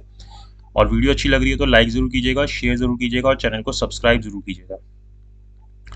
देन सेक्शन 470 सबसेक्शन 2 क्या बोलता है, that if any prosecution has been stand by injunction और order then such period shall be excluded. कि अगर कोई प्रोसिक्यूशन जो है वो उसके अंदर इंजंक्शन है या कोई इस तरीके का ऑर्डर है तो उसको हम एक्सक्लूड कर देंगे इस पीरियड ऑफ लिमिटेशन को कैलकुलेट करने के लिए, ठीक है. 473 भी इसी बारे में बात करता है. देन आगे हम आते हैं 471 के ऊपर. When the period of limitation expired on day when the court is close, कि जब आपका पीरियड ऑफ लिमिटेशन किस दिन खत्म हो रहा है, जिस दिन कोर्ट क्लोज है, तो कोर्ट क्या कर सकता है, कॉग्निजेंस ले सकता है जिस दिन कोर्ट रीओपन होगा. जैसे हम सेक्शन 4 देखते हैं लिमिटेशन एक्ट का, ऐसी ये 471 है सीआरपीसी का. Then in case of continuing offense, a fresh period of limitation shall begin at every moment at time during which the offense continues. So जब भी वो offense चलता जा रहा है, हर एक movement पे एक fresh period of limitation start हो रहा है. तो आपकी ये जो है ये निकल गया, अब इस movement पे भी हो रहा है तो यहाँ से period of limitation, ये यहाँ से दोबारा हो गया, दोबारा हो गया, दोबारा हो गया. तो जब तक वो चल रहा है तब तक आपका बार बार वो period of limitation start होता जा रहा है. The court may take cognizance of offence after the expiry of period of limitation if it is satisfied on such fact and in circumstances of the case that the delay has been properly explained or the necessity to do so in interest of justice. की जरूरी नहीं है कि आप period of limitation के बाद cognizance नहीं ले सकते, जो कोर्ट है वो ले सकता है अगर सफिशिएंट कॉज शो कर दिए जाते हैं तो, ठीक है. और वैसे भी ये पीरियड ऑफ लिमिटेशन फाइन या 1 साल या 3 साल तक की सजा वाले ही हैं, इसके अलावा और बाकियों में पीरियड ऑफ लिमिटेशन एप्लीकेबल भी नहीं है. और इनके अंदर भी अलाउ हो जाता है कॉग्निजेंस लेना अगर आप सफिशिएंट कॉज शो कर देते हो, जैसे सेक्शन 5 के अंदर शो करते हो, ऑर्डर 7 रूल 6 के अंदर शो करते हो. ऐसे यहाँ पे भी अगर आप सफिशिएंट कॉज शो कर देते हो तो आप उसके बाद भी कॉग्निजेंस ले सकते हो. देन यहाँ पे हमारा चैप्टर 36 खत्म होता है और चैप्टर 37 आता है, जिसके अंदर सेक्शन 474 से 484 आते हैं, आखिरी जो है हमारे. तो सेक्शन 474 क्या बोलता है, that if an offence is tried by the high court otherwise than under section 407 it shall observe same procedure as court of session would observe. तो अगर 407 के अलावा अगर किसी और तरीके से हाई कोर्ट ट्रायल चलाता है तो सेम तरीके से चलाएगा जैसे कि कोर्ट ऑफ सेशन चलाता है. जो हम 426 से पढ़ते हैं उसी तरीके से हाई कोर्ट भी अपने सामने ट्रायल को चलाएगा. देन 475 बात करता है deal with the provisions relating to delivery to commanding officers of person liable to be tried by court martial. की अगर कोई व्यक्ति कोर्ट मार्शल के द्वारा ट्रायल चलना है तो उस व्यक्ति को हम कमांडिंग ऑफिसर को डिलीवर कर देंगे. देन 477 बोलता है कि हर एक हाई कोर्ट जो है may with the previous approval of the state government make rules, तो वो रूल्स बना सकता है सीआरपीसी के लिए कोई भी. Then section 478 deal with power of state government after consultation with high court to alter functions allocated to executive magistrate. की जो काम EM को दिए गए हैं उनको चेंज किया जा सकता है उनके फंक्शंस को, लेकिन वहां पे हाई कोर्ट की कंसल्टेशन लेनी होगी. Section 479 says that no judge or magistrate shall try any case in which he is personally interested. तो जो रूल ऑफ लॉ है एक तरीके से सेक्शन 479 के अंदर हमें शो हो रहा है कि जो जज है वो खुद ही अपने केस के अंदर जज नहीं बनेगा, जिसके अंदर वो खुद इन्वॉल्व होगा, पर्सनली इंटरेस्टेड होगा, वहां पे वो जज नहीं बनेगा क्योंकि उससे बायसनेस होगी. रूल ऑफ लॉ यही बोलता है, एक तो ऑडी अल्टरम पार्ट बोलता है और दूसरा बोलता है कि बायसनेस नहीं होनी चाहिए, तो बायसनेस होगी क्योंकि वो उसके अंदर इंटरेस्टेड है. तो ये चीज जो है मना कर दी गई है. तो अगर कोई जज पर्सनली इंटरेस्टेड होता है किसी केस के अंदर तो ही shall neither try nor commit for trial such case. तो ना ही वो उसको ट्राई करेगा और ना ही कमिट करेगा उस केस को ट्रायल के लिए. Nor shall hear any appeal in such case, ना ही उसके अंदर कोई अपील को सुनेगा. Provided prior permission of its appellate court has been obtained, या तो उसका जो अपीलेट कोर्ट है उसको प्रायर परमिशन दे दे कि हाँ आप इसको सुन लो, तो फिर वो कर सकता है, अदरवाइज वो नहीं करेगा उसके अंदर कुछ भी. सेक्शन 479 ये बोलता है. देन सेक्शन 480 बोलता है provide that the practising pleader will not sit as magistrate in the courts where he practises और in any court within the local jurisdiction of that court. तो जो प्रैक्टिसिंग प्लीडर है वो magistrate के तौर पर सिट नहीं करेगा उन कोर्ट के अंदर जहां पे भी उसने प्रैक्टिस की है, और in any court within the local jurisdiction of that court, या फिर किसी भी कोर्ट के अंदर जो कि उसकी लोकल जुरिसडिक्शन के अंदर आते हैं. देन सेक्शन 481 बोलता है that public servant having any duty to perform in connection with the sale of any property shall not purchase or bid for the property. कि जो पब्लिक सर्वेंट है, अगर मान लो कि कोई सेल हो रही है प्रॉपर्टी की, जो हम देख रहे थे 451 से जो सेक्शन देखे थे हमने, तो वहाँ पे अगर कोई सेल हो रही है, उसके अंदर कोई बिड वगैरह हो रही है, तो उसके अंदर जो पब्लिक सर्वेंट है उनके अंदर जो करवा रहे हैं उनको, वो उस बिड के अंदर हिस्सा नहीं लेंगे, ठीक है, ताकि जो बायसनेस है वो ना आए उसके अंदर। 482 वेरी इंपॉर्टेंट सेक्शन, जिसके अंदर इनहेरेंट पावर दी गई है कोर्ट को, हाई कोर्ट को, कि वो जो चीज़ चाहती है, जो चीज़ हमें जैसे पूरे बेरेक में नहीं दी गई, कहीं मिसिंग है और हाई कोर्ट चाहती है उस चीज़ को एक्सरसाइज करना लॉ के थ्रू, तो वो चीज़ें वो कर सकती है। इनहेरेंट पावर दी गई है हाई कोर्ट को। Joint trial can be split up, तो 482 के अंदर ही आप किसी ज्वाइंट ट्रायल को स्प्लिट अप कर सकते हो, क्वेश्चन कर सकते हो किसी प्रोसीडिंग को जो किसी क्रिमिनल कोर्ट के अंदर पेंडिंग है, 482 की ही पावर को यूज करके, जो नॉन कंपाउंडेबल केसेस होते हैं। Form number 42 of the second schedule of CRPC prescribe the mode of execution of sentence of death that convict be hanged in the neck until the death। तो ये form number 42 के अंदर हमें ये चीज़ ये रखी है CRPC के सेकेंड शेड्यूल के अंदर कि किस क्या होगा वो जब डेथ सेंटेंस होगा।